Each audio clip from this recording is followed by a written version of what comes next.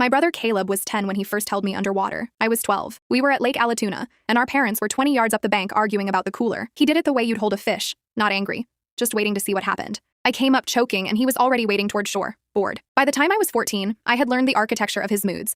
I knew the difference between the silence that meant nothing and the silence that meant I should not be in the hallway. I knew which drawer he kept the lighter in. I knew that if I screamed, he would cry first and louder.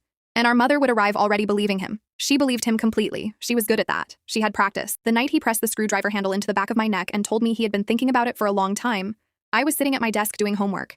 He said it the way you'd say you'd been thinking about a movie you wanted to see. Casual. Interested in his own thoughts. I kept my eyes on the page. I had learned that stillness was the closest thing to safety. He left when he got bored. He usually did. I started wearing my hair down after that. It covered the bruise better. He broke my mother's arm 2 weeks later over a PlayStation controller. She told the ER she had slipped on the back porch. The attending looked at her. Then at me in the plastic chair by the door. Then back at her. He asked me to step into the hallway. I told him everything.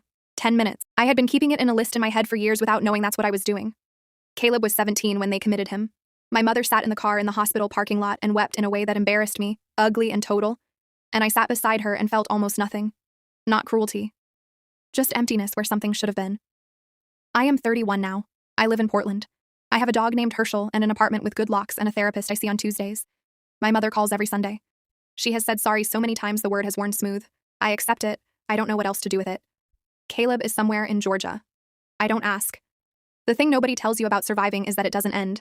You just get better at carrying it. You get a dog. You get a Tuesday appointment. You learn to say I'm fine and mean it 50% of the time, and you decide that's enough. Some mornings it actually is.